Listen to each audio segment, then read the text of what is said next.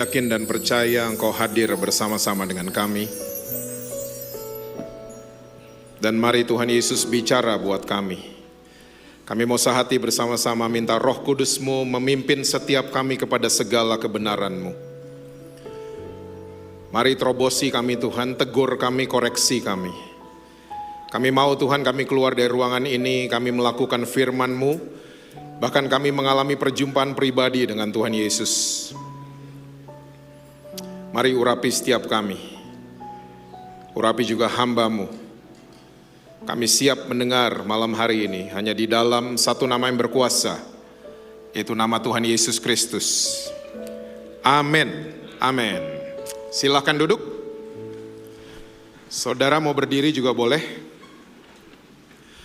Boleh kasih tepuk tangan buat para worship leaders, choir, dancers, musicians. Shalom saudara-saudara. Betani Kemah Kemuliaan, Kota Madiun. Saya juga menyapa yang nonton dari manapun, dimanapun saudara berada. Yang belum kenal saya namanya Jesse Lantang. Papa saya dari Manado, ibu saya dari India. Makanya saya jadi seperti ini adanya.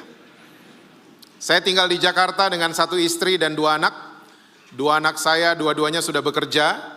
Dan saya pun masih bekerja, saudara. Pekerjaan saya nggak jauh dari kompor, oven, dan dapur. Dan lewat pekerjaan saya, Tuhan mengirim banyak orang untuk saya bisa layani mereka. Dan kebanyakan yang dikirim sama Tuhan adalah orang yang aneh-aneh dalam tanda kutip.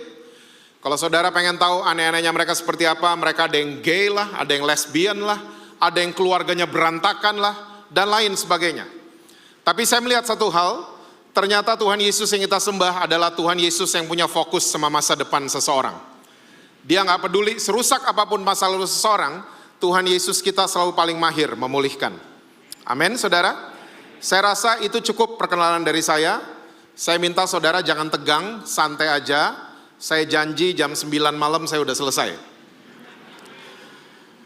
Yang amin cuma 2, jadi 40 menit saya selesai. Oke, saya mengucapkan terima kasih buat Bapak dan Ibu Gembala yang memberikan saya kesempatan untuk bisa melayani saudara-saudara semua. Kita langsung lihat Alkitab kita bersama dalam kitab Matius pasalnya yang ke-18. Tema saudara ini mengerikan sekali. Dan saya akan membahasnya buat saudara-saudara. Matius 18 ayat yang ke-18 sampai dengan ayat yang ke-20. Matius 18 ayatnya yang ke-18 sampai dengan ayat yang ke-20, Alkitab bilang begini. Aku berkata kepadamu, sesungguhnya apa yang kamu ikat di dunia ini akan terikat di sorga. Dan apa yang kamu lepaskan di dunia ini akan terlepas di sorga. Dan lagi aku berkata kepadamu, jika dua orang daripadamu di dunia ini sepakat meminta apapun juga, permintaan mereka itu akan dikabulkan oleh Bapakku yang di sorga. Sebab di mana 2 atau 3 orang berkumpul dalam namaku, di situ aku ada di tengah-tengah mereka. Saya percaya semua saudara yang hadir pada malam hari ini sudah pada tahu bahwa ayat ini cukup terkenal di kebaktian-kebaktian yang sepi pengunjung. Kalau ada kebaktian, nggak ada yang datang, biasanya WL mulai ngutip ayat ini. 2-3 orang berkumpul, Tuhan hadir di tengah kita. Betul. Tapi ternyata kalau kita baca Alkitab kita baik-baik, Yesus tidak berbicara tentang kebaktian yang gak ada yang datang. Kalau saudara baca baik-baik, ternyata Yesus lagi bicara tentang cara kita membangun hubungan yang sehat. Karena kalau saudara mulai baca ayat yang ke-15, jelas Yesus katakan kalau ada saudaramu jatuh dalam dosa, tegur dia 4 mata. Masih juga jatuh dalam dosa, panggil 2-3 orang saksi. Masih juga jatuh dalam dosa, anggap dia orang luar. Lalu muncullah ayat-ayat yang baru saja kita baca. Apa yang kamu ikat di dunia akan terikat di sorga, apa yang kau lepas di dunia akan terlepas di sorga. Lalu tiba-tiba Yesus menambahkan kalimat yang sangat-sangat powerful. Yuk lihat lagi ayat 19, saya mau bacain buat saudara. Dan lagi aku berkata kepadamu, jika, berapa orang saudara? 2 orang daripadamu di dunia ini, apa saudara? sepakat, meminta apapun juga, permintaan mereka itu akan dikabulkan oleh Bapakku yang di sorga. Ini ternyata kalimat yang sangat-sangat powerful. Yesus kasih syarat, jika ada di antara kamu 2 orang saja, 2 orang saja, dan mereka bisa sepakat, permintaan mereka akan dikabulkan oleh Bapa yang di surga. Wow. Ternyata kata kunci kita malam hari ini adalah sepakat. Karena saudara pengen bicara soal kesatuan dalam keluarga yang membawa dampak di mana-mana. Kalau kita nggak ngerti kesatuan itu apa, dampak nggak akan terjadi. Nah, kata sepakat yang digunakan oleh Tuhan Yesus, ini sebenarnya diambil dari bahasa musik. Bahasa Yunaninya symphoneo. Ya, kita bisa dapatkan kata simfoni, harmonisasi. Dan kata sepakat paling gampang dilihat di tim musik. Saudara pernah lihat sebuah band, grup musik, pemain drum iri sama pemain gitar? Gak ada band musik kayak gitu kan? Ya, saudara pernah lihat di sini deh. Ya, pemain bass iri sama pemain drum iri hati sama pemain keyboard iri hati sama singers. Gak ada. Semua grup band di mana-mana mereka memerankan peran mereka masing-masing sampai timbullah harmonisasi. Gitu kan? Jadi ternyata kata kesatuan bukan jadi seragam artinya. Karena kita selama ini orang-orang Kristen, kita selalu berpikir kalau mau jadi satu, mesti jadi seragam. Hah? Kita udah biasa gitu kan di gereja, semua mesti seragam. Bahasa rohnya mesti seragam. Genre musik mesti seragam. Ada yang rock metal dikit, kamu setan kayaknya. Kita semuanya pengen seragam, pengen jadi sama semuanya. Oke? Pakaian mesti sama semua. Kita nih orang Kristen, seringkali kita nggak ngerti kesatuan, dan kita selalu menuntut untuk seragam semuanya. Nah, ternyata kata kesatuan, kata sepakat punya pengertian menerima perbedaan. Menerima perbedaan. Dan orang-orang yang bisa menerima perbedaan, mereka berdoa, doa mereka akan dikabulkan oleh surga. Lumayan yang amin 11 orang. Nah, selama ini doa-doa kita powerless, kayak nggak ada kuasanya. Karena apa? Karena kita nuntut keseragaman. Makanya waktu kita berdoa, kayak nggak pernah dijawab. Karena mental kita mental seragam, bukan kesatuan. Yesus, dia menggunakan kata sepakat. Dan dia kasih syarat. Berapa orang? 2 aja dulu, 2. Makanya coba, mulai dari suami istri. Mulai bisa menerima perbedaan, mereka berdoa, doa mereka akan powerful. Nah, Yesus menggunakan kata sepakat. Karena memang gaya hidupnya Tuhan kita memang seperti itu. Dia adalah Allah yang cinta akan hubungan. Ya, makanya dia nggak suka perpecahan, dia nggak suka perceraian, dia nggak suka sama orang-orang yang tidak mau ngampunin.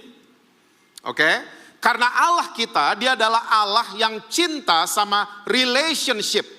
Dia cinta sama hubungan.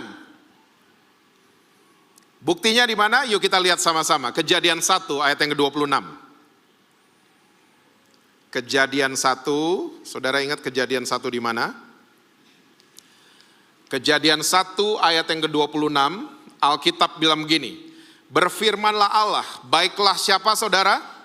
Kita menjadikan manusia menurut gambar dan rupa kita, supaya mereka berkuasa atas ikan-ikan di laut dan burung-burung di udara, dan atas ternak dan atas seluruh bumi dan atas segala binatang melata yang merayap di bumi. Pertama kali Tuhan represent dirinya, dia pakai kata kita. Tuhan gak sebut dirinya aku. Pertama kali Tuhan menyatakan dirinya, dia menggunakan kata kita. Anak kecil juga udah tahu. Dengar kata kita berarti lebih dari 1. Dan kita orang Kristen pasti semua udah tahu, kalau dengar kita tahu ada siapa aja di dalamnya. Allah Bapa, Allah Anak, Allah Roh Kudus membentuk satu kesatuan namanya Tuhan. Makanya waktu Tuhan baru ciptain segala sesuatu, dia bilang semua baik, semua baik, semua baik. Tapi waktu dia lihat Adam sendirian, dia mulai ngomong gini, gak baik manusia seorang diri. Tolong ingat baik-baik ya. Ini ayat bukan buat kalian untuk cepat-cepat menikah. Karena saya ketemu banyak orang Kristen, di Bethany Madiun gak ada, udah menikah tapi masih merasa lonely. Udah menikah padahal. Hah? Tuhan ngelihat Adam sendirian, kok gak sama sama gambar dan rupanya kita. Makanya Tuhan mulai ngomong, gak baik manusia seorang diri. Maksudnya apa? Kita perlu dikoreksi loh. Kita perlu dikasih nasihat sama yang lain. Kita gak bisa berdiri sendiri. Hah? Kita perlu dikasih input sama orang lain. Kita pasti perlu dinasehatin sama orang tua kita.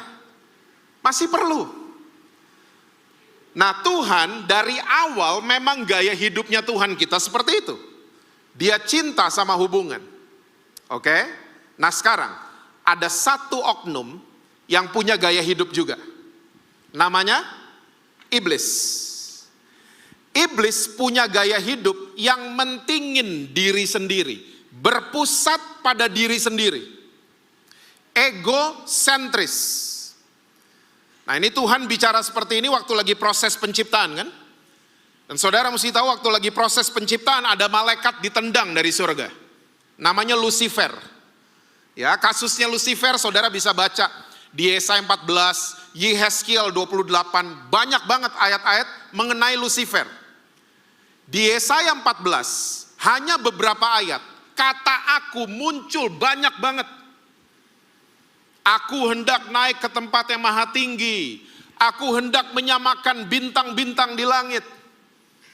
Tuhan sebut dirinya kita, iblis aku. Nah iblis punya gaya hidup, keakuannya tinggi. Egosentris. Dan saudara mesti tahu, negara-negara yang hari ini penduduknya individualnya tinggi, gereja banyak yang tutup. Injil sulit bertumbuh. Karena pesannya Alkitab adalah mentingin orang lain gitu kan. Berdoa buat orang lain, oke, ampunin orang lain, mengasihi orang lain, dan seterusnya. Sementara iblis lagi berkoar-koar sampai hari ini untuk kita mentingin diri sendiri. Dan Alkitab sudah catat, salah satu gejala manusia di akhir zaman adalah mentingin diri sendiri. Be careful. Karena orang mulai mentingin diri sendiri, saya mau katakan buat saudara, kepunahan moral sedang terjadi. Moral hari ini udah gak penting. Kepunahan moral di depan mata kita semua. Mentor saya baru datang dari Belanda. Berapa minggu lalu. Dia cerita sama saya, Jess, di Indonesia kita kalau kirim anak ke sekolah kita masih tenang. Ya, masih tenang. Oke. Di Belanda orang tua ngirim anak ke sekolah udah gak tenang, was-was semuanya. Karena guru-guru di sana, mereka punya hak penuh, oke, untuk bertanya sama anak, siswa, bukan mahasiswa, siswa mereka ditanya, kamu pria gak bosen jadi pria? Mau coba jadi wanita gak? Kita bisa sediakan psikiatris, kita bisa siapkan dokter buat kamu. Kalau kamu bosen jadi pria. Enggak, saya nggak bosen. Ya, in case kamu bosen, let me know. Kasih tahu kami. Kepunahan moral di depan mata kita. Anak perempuan juga digituin. Ya, di Amerika Serikat lagi wacana, belum disahkan secara hukum. Ya, di Amerika. Kalau ada bayi lahir, gak boleh lagi dokter keluar, it's a boy. anak laki-laki, atau ini anak perempuan. Udah nggak boleh, lagi wacana tapi. Karena apa yang mereka perjuangkan? Yang mereka perjuangkan adalah ini anak berhak menentukan jenis kelaminnya apa. Jadi kalau dia besar, dia berhak menentukan saya pria atau saya wanita. Kepunahan moral sedang terjadi di depan mata saudara dan saya. Orang nggak peduli lagi sama moral. Dari awal Tuhan menciptakan keluarga ayah dan ibu. Manusia yang otaknya cuma segenggam kepalan tangan kita nih. Kita coba-coba bikin konsep sendiri. Ya, di Amerika, Eropa, mulai mereka bikin konsep keluarga orang tua satu mau orang tua dua. Ya, jadi bukan pria dan wanita. Jadi boleh diisi siapa aja itu, orang tua satu sama dua. Ya, orang tua satu mungkin Joko, orang tua duanya Bobby. Boleh.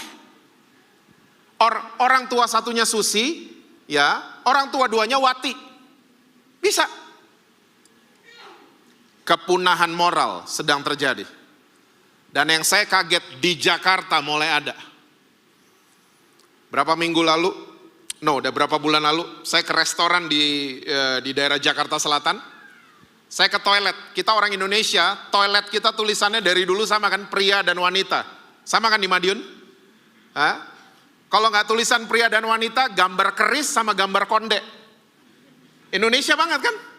Ya. Di restoran itu tiba-tiba saya sampai pause sebentar. Ini benar apa enggak? Ternyata benar. Tulisannya adalah berdiri dan duduk. Jadi pria-pria yang duduk boleh masuk di situ. Toilet dengan tulisan seperti ini di Eropa, di Amerika, udah biasa untuk support LGBTQ+. Nah, semua ini terjadi karena apa? Manusia mentingin diri sendiri. Manusia mentingin kepuasan diri sendiri. Kita udah gak mikir yang lain. Nah, iblis lagi bergerak, lagi kerja keras untuk membuat manusia ikutin gaya hidupnya dia. Egosentris.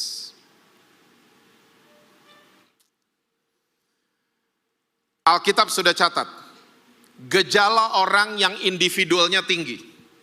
Jadi saudara cek ya malam hari ini, kalau saudara punya gejala seperti itu, buru-buru gabung sama FA. Buru-buru punya komunitas. Ya, buru-buru cari teman baik. Jangan sendirian. Oke? Coba Amsal 18 ayat yang pertama. Amsal 18 ayatnya yang pertama. Orang yang apa saudara? Menyendiri, mencari keinginannya, amarahnya meledak terhadap setiap pertimbangan. Nah ini dia. Orang yang menyendiri, individualnya tinggi, dia cari mau-maunya sendiri. Terus dia ini orang gak bisa dibilangin, amarahnya meledak terhadap setiap pertimbangan. Jadi kalau kita nih udah gak mau terima nasihat, ya dikasih input gak mau, hati-hati. Ya, dikasih nasihat marah, cepat tersinggung, cepat naik darah. Padahal dikasih input doang. Apalagi dikritik orang-orang kayak gini, wih bisa perang dunia. Nah kalau gejala ini ada pada kita, ya buru-buru cari teman baik. Kita di Indonesia enak loh. Ya, janjian-janjian mendadak masih bisa kan kita. Tar sore lo kemana? Kesini yuk, masih bisa. Di luar negeri udah gak bisa. Janjian sama teman mesti seminggu sebelum. Kamu minggu depan tanggal sekian, jam sekian, kamu di mana? Mesti begitu. So bersyukur kita yang tinggal di Indonesia. Nah, salah satu roh yang lagi kuat bergerak di akhir zaman. Namanya adalah roh Kain. Saudara tahu Kain bukan yang nempel di badan saudara. Kain itu kakaknya Habil. Yuk kita lihat ayatnya. Yudas ayat yang ke-11. Multimedia masih ingat Yudas di mana? Yes. Yudas dia lagi berbicara tentang akhir zaman. Hukuman atas guru-guru palsu. Kalau saudara lihat judul perikop di atasnya. Ayat 11. Celakalah mereka karena mereka mengikuti jalan yang ditempuh Kain, dan karena mereka oleh sebab upah menceburkan diri ke dalam kesesatan Bileam, dan mereka binasa karena kedurhakaan seperti Korah. Jadi Yudas mencatat ada 3 nama di sana. Ya, Kain, Bileam, sama Korah. Bileam dan Korah dosanya disebut sama Yudas. Kesesatan dalam hal uang sama pemberontakan, rebellious. Nah, Kainnya agak-agak nggak jelas. Cuman dibilang celakalah mereka yang mengikuti jalan yang ditempuh oleh Kain. Ternyata kalau saudara lihat Alkitab terjemahan bahasa Inggris, ya, Alkitab bahasa Inggris ternyata ngomongnya begini, the way of life of Cain. Jadi ternyata maksudnya Yudas adalah celakalah mereka yang ikutin gaya hidupnya Kain. Mereka akan sesat dalam hal uang dan mereka akan berontak di mana-mana. Nah, gaya hidupnya Kain kayak gimana sih? Nah, saudara tahu kan ceritanya Kain cuma ada 1 di Alkitab kita, di Kejadian 4. Judulnya Kain dan Habel. Nah, saya kasih highlights-nya aja buat saudara ya. Dengar kata highlights jadi ingat Piala Dunia saya. Doain Argentina juara ya.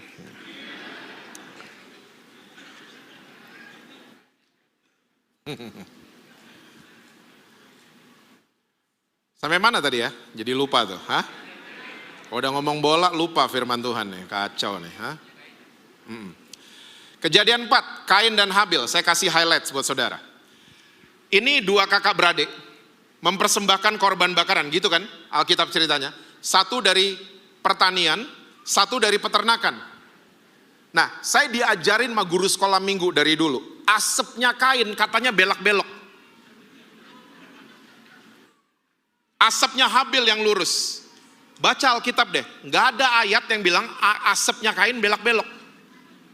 Ini emang guru sekolah minggu kalau punya pewahyuan dahsyat. Coba kasih tepuk tangan dulu buat guru-guru sekolah minggu. Nancep loh di kepala saya. Nancep. Dan ini yang menyebabkan korbannya Kain tidak terlalu diterima sama Tuhan. Korbannya Habel yang diterima. Ya, Kain mulai marah. Ya, bahasa sekarangnya mungkin dia baper. Dan Tuhan mulai datengin Kain dan kasih input, kasih pertimbangan, kasih nasihat. Kain, hati-hati. Dosa sudah ngintip depan pintu, kamu harus bisa menguasainya. Kalau tidak, kamu yang akan dikuasai sama dosa. Kain gak peduli. Habel tetap dibunuh sama Kain. Ya, Habel mati, Tuhan datang lagi. Tuhan bertanya sama Kain. Ingat ya saudara, kalau Tuhan bertanya bukan berarti Tuhan gak tahu. Tuhan udah tahu Habel ada di mana. Tuhan kalau bertanya, dia minta pertanggungjawaban. Itu Tuhan. Oke, ditanya, where is your brother? Adikmu di mana? Masih ingat gak jawabannya Kain? Apakah aku penjaga adikku? Am I my brother's keeper? Dengan kata lain, Kain mau ngomong gini sama Tuhan. Tuhan, Habel mau susah, bukan urusan saya. Dia mau sakit, bukan urusan saya. Dia mau melarat, bukan urusan saya. Dia mau mati sekalipun, bukan urusan saya.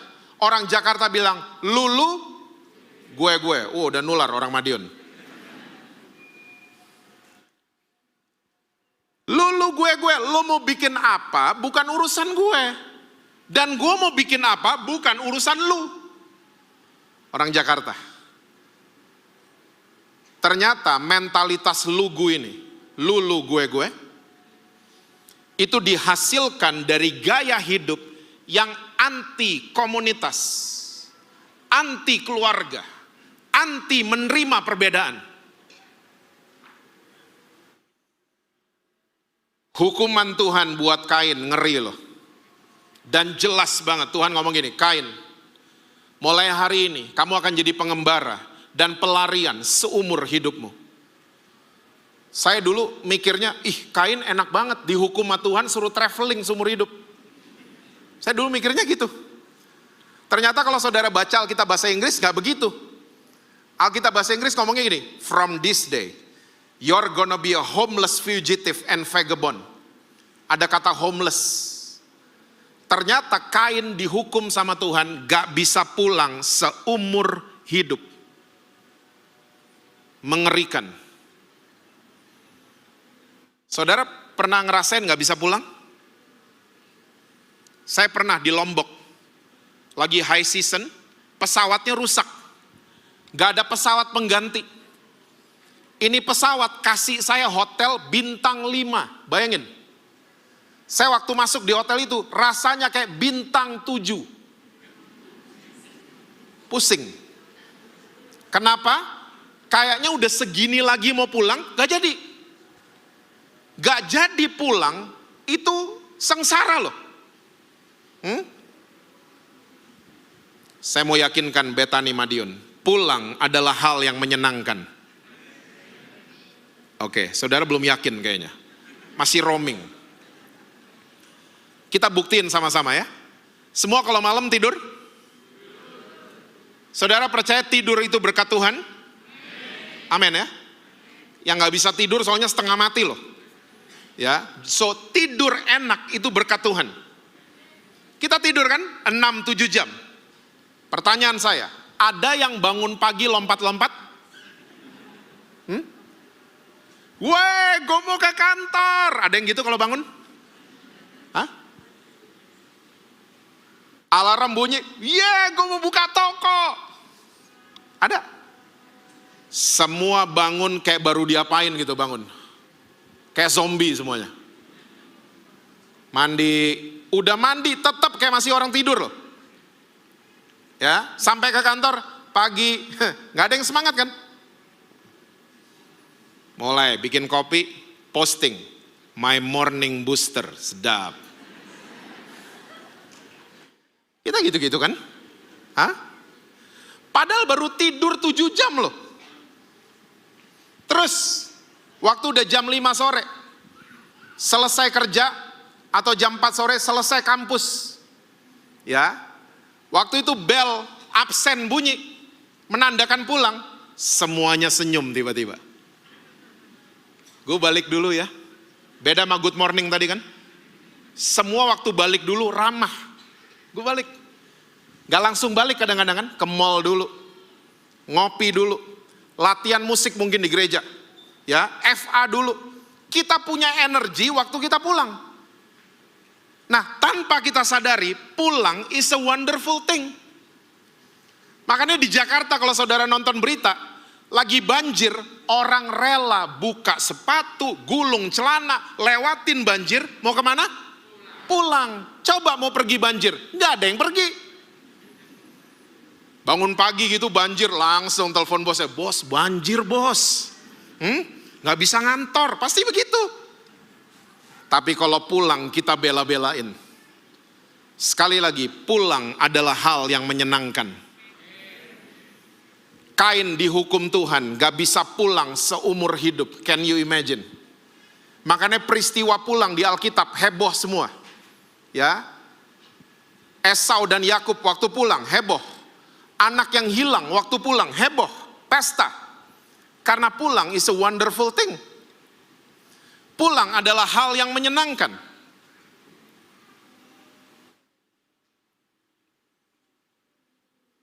Saudara udah dikasih komunitas keluarga Allah.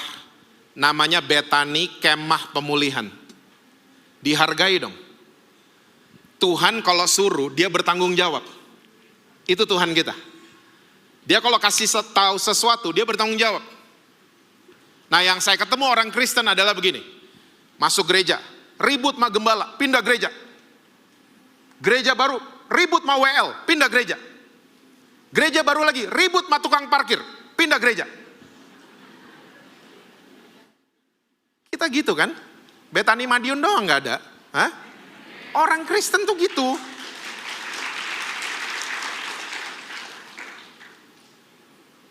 Kita pindah-pindah, akhirnya kita jadi pelarian dan pengembara. Hidup kita nggak bisa dikasih input. Hidup kita nggak bisa dinasehatin. Kita cepat tersinggung, kita cepat naik darah, kita cepat marah, dan akhirnya cepat tua. orang sendirian.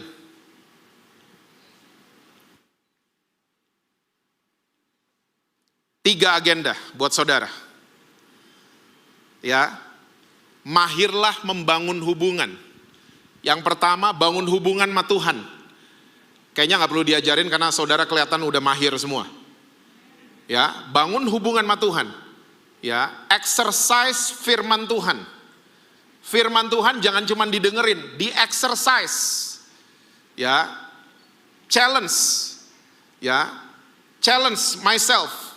Tuhan, saya mau praktek untuk sabar. Coba dong. Firman Tuhan jangan cuma dibaca, exercise, latihan. So, bangun hubungan sama Tuhan. Yang kedua, yang saya mau bahas buat saudara, bangun hubungan sama sesama. Ini penting. Saya sedih banget kalau lihat orang Kristen bubar kebaktian. Ya, bubar kebaktian nih. Biasanya cuman 3 kalimat biasanya. Dan ini basa-basi banget. Shalom, apa kabar? Pertama. Yang kedua, semua baik-baik. Yang ketiga, saya pulang dulu ya. Udah. Ini namanya basa-basi. Kita nggak saling kenal. Makanya kalau ada FA, join dong. Join. Dan coba bangun hubungan. Kalau ada konflik, jangan baper. Selesaikan dengan kasih. Jangan ada konflik, pindah. Ada konflik, keluar.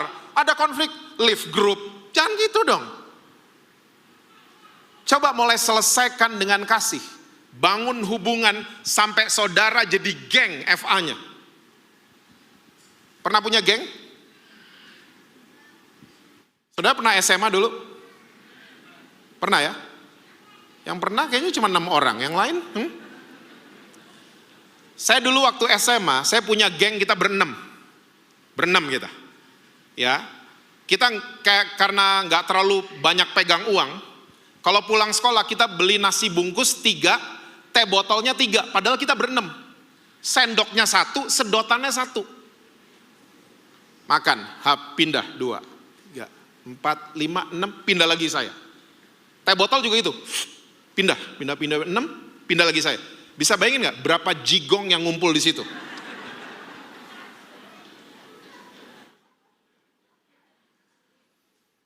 Tapi saudara mesti tahu, kita berenam, satu susah, yang lain susah.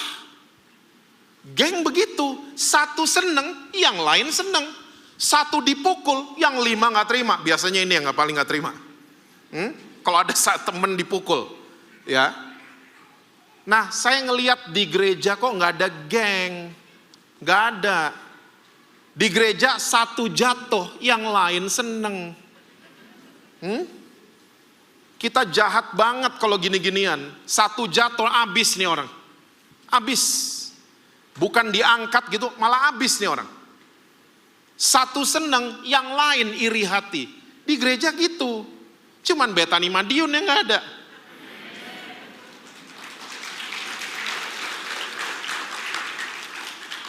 Saya ngomong Jakarta, bukan Madiun. Di Jakarta begitu. Nggak ada geng lagi di gereja.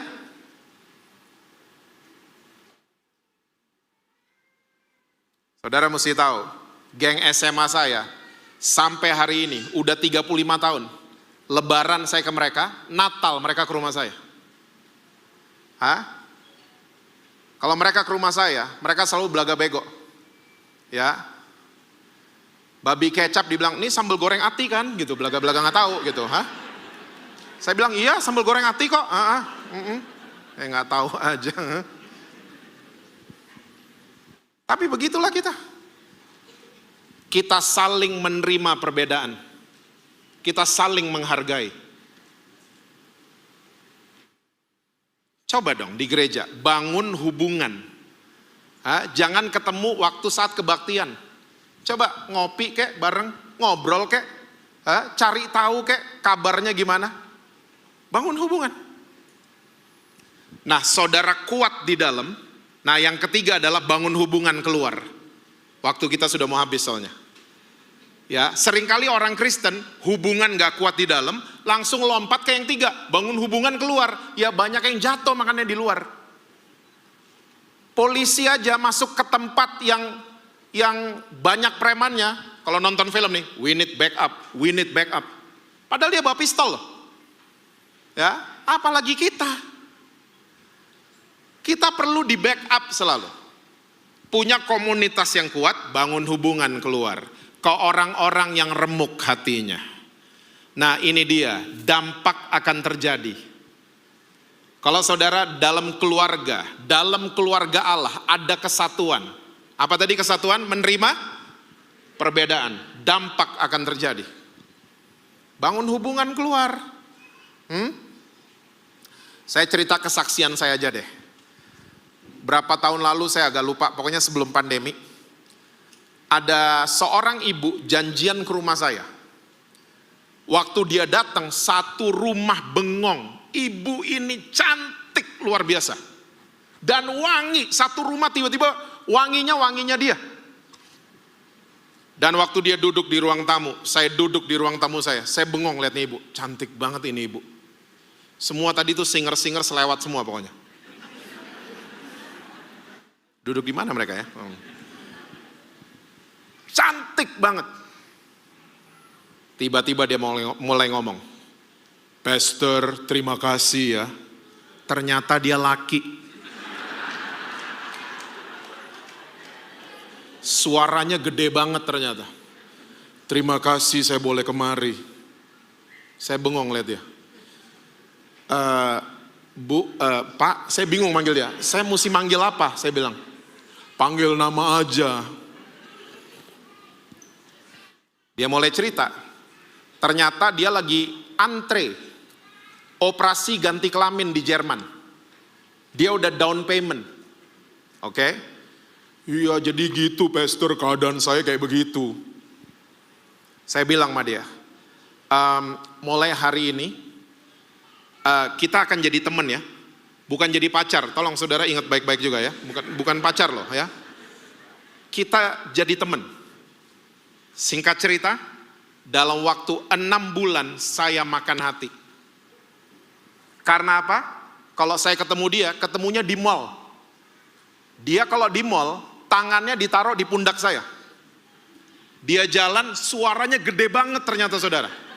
Beb, kita makan di mana Beb? Gitu. Itu semua orang ngeliatin saya.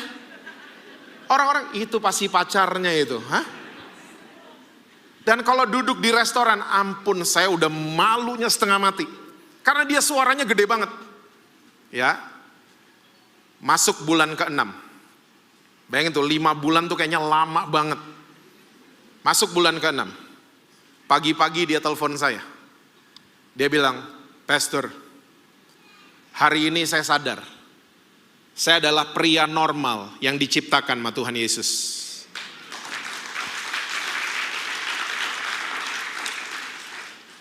Saya baru telepon rumah sakit di Jerman untuk membatalkan operasi. Dan down payment-nya angus, but I'm okay. Karena saya sadar, saya pria yang diciptakan oleh Tuhan Yesus. Saudara, dia berubah. Cuman karena apa? Ada orang mau bangun hubungan sama dia. Dari kecil ternyata, papanya mengharapkan anak perempuan. Makanya papanya suka nunjuk-nunjuk dia. Papa pengen anak perempuan, bukan kamu suka digituin. Bayangin, dia terluka dari dia kecil.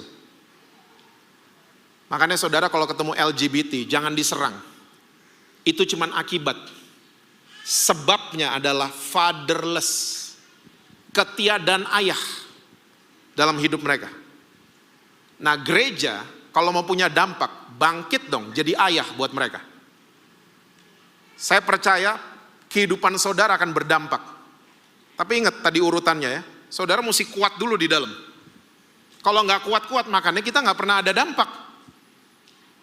Bisa gitu dong, terima perbedaan satu dengan yang lain, kita akan berdampak. Jangan kita nggak pernah menerima perbedaan terus mengharapkan ada dampak. No way, nggak akan terjadi. Saya bisa cerita sampai pagi, pengalaman saya dengan orang-orang seperti ini. Mereka orang-orang yang terluka. Makanya Alkitab catat, hai orang tua, jangan bangkitkan amarah dalam hati anakmu. Ini adalah anak-anak yang kecilnya marah mereka. Saya ketemu banyak orang-orang seperti ini. Saudara, dia berubah. Dia nggak dandan lagi, ternyata dia ganteng. Ya, suaranya udah mendukung. Masih ngondek aja dikit. Nggak apa-apa lah, nanti berubah. Ya, saudara tahu ngondek kan? Soalnya kayaknya saudara nggak tahu apa-apa deh tadi, ha? I'm kidding.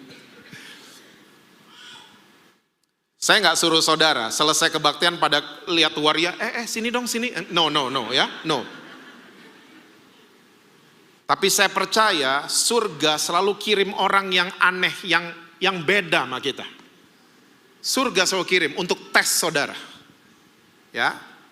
So saya percaya saudara, Yesus sudah katakan 2 aja bisa terima perbedaan. Mereka berdoa, doa mereka akan dikabulkan oleh surga. Amin saudara. Jadilah anak-anak Tuhan Yesus yang mahir membangun hubungan. Ya, yang mahir menerima perbedaan. Saya percaya saudara tahun 2023 akan melihat banyak sekali mujizat. Amin. Tuhan berkati saudara-saudara semua. Selamat Natal buat saudara-saudara, selamat tahun baru. Ya, Tuhan berkati saudara-saudara, selalu sukses, harmonis di rumah, dan rekening BCA selalu penuh buat saudara. Saya minta dengan hormat worship leader kita.